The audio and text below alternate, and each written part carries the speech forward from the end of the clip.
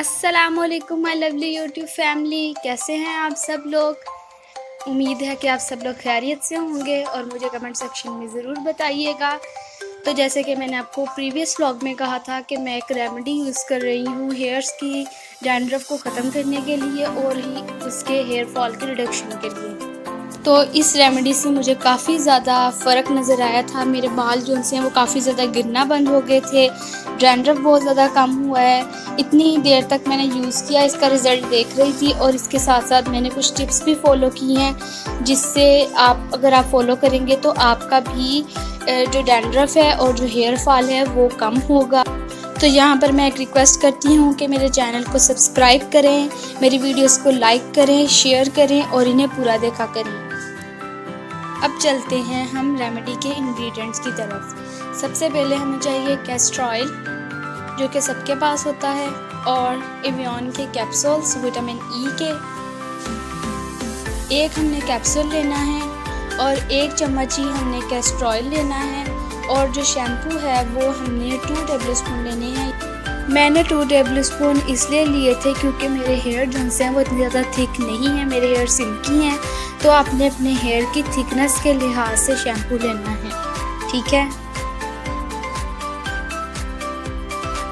इसके साथ ही मैं आपको एक टिप देना चाहती हूँ कि जो शैम्पू होता है वो हम अपने बालों की जड़ों में लगाते हैं, यानी कि हम अपनी स्कैल्प पर लगाते हैं। बाकी जो बालों की लेंथ होती है उसमें हम कंडीशनर यूज़ करते हैं, और कंडीशनर जो है वो हमें कभी भी स्किप नहीं करना चाहिए क्योंकि उससे हमारा जो मॉइस्चर है बालों का वो लॉक होता है, हमारे बाल जो हैं उनकी नॉरिशमेंट में इजाफा होता है। अगर आपके बाल ड्राई हैं तो आप समझ लें कि आप जो शैम्पू है वो आपकी लेंथ पे लगता है, या आप उसको लेंथ पर लगाते हैं जिसकी वजह से वो ड्राई है, उनका जो मॉइस्चर है वो ख़त्म हो चुका है। इसलिए मैंने ये मटेरियल उतना ही बनाया था जितना मेरी जड़ों में लगना था। तो इस मटेरियल को जब मैंने बना लिया तो फिर मैंने इसको अपनी जड़ों में लगाया। उसके बाद मैंने इसको 20 to 15 मिनट्स तक छोड़ दिया, यानी कि 15-20 मिनट तक आप इसको सर में लगा रहने दें। उसके बाद सिंपली आपने जब वॉश करने हैं हेयर, उनमें पानी डालेंगे और इसकी मसाज करेंगे फिंगर टिप से। स्लोली करनी, इतनी ज़्यादा नहीं कि हीट प्रोड्यूस हो। इस तरह करनी है कि आपको जो ब्लड है वो सर्कुलेट हो उसके अंदर, उससे जो बाल हैं उसकी ग्रोथ में इजाफा होता है। इसके साथ साथ हमें अपनी डाइट पर भी ध्यान देना है। डाइट पर अगर ध्यान देंगे तो ही हमारे जो बाल हैं वो बढ़ेंगे। और शैम्पू हमेशा वही यूज़ करें जो आपको सूटेबल हो, जिसमें जो उनसे केमिकल्स हैं वो काफ़ी ज़्यादा कम हों। और बालों को हमेशा टाइट ब्रेड में या टाइट पोनीटेल में बांधा करें। जो ढीला सा बन होता है उससे जो सी वो जड़ें लूज़ हो जाती हैं।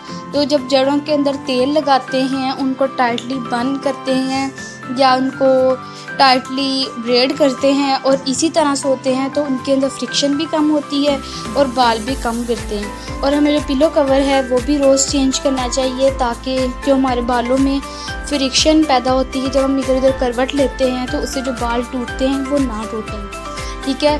जो कैस्टर ऑयल है और जो एवियन विटामिन ई है ये दोनों आपस में पार्टिसिपेट करते हैं और हमारे जो बालों की ग्रोथ है वो डबल ट्रिपल हो जाती है। इसी तरह से आपने इसको अच्छे से मिक्स कर लेना है, इस तरह की कंसिस्टेंसी होनी चाहिए। और आपने अपने बालों को अच्छे तरीके से पार्ट करना है, पार्टीशन करनी है, जो जड़ें होती हैं उनके अंदर लगाना है और हल्का हल्का सा मसाज करना है। और फिर एक टाइट बन में रोल करके उसको 10 से 15 मिनट तक छोड़ देना है, ठीक है। इस रेमेडी को हमने ऑल्टरनेटिव डे में यूज़ करना है, रोज़ यूज़ नहीं करना। एक हफ़्ते में 1 दिन छोड़कर 1 दिन, जैसे कि हफ़्ते में 7 दिन होते हैं तो हमने इसको 3 दिन यूज़ करना है, बाकी दिन हमने सिंपली शैम्पू करना है। के साथ मुझे इजाज़त दें।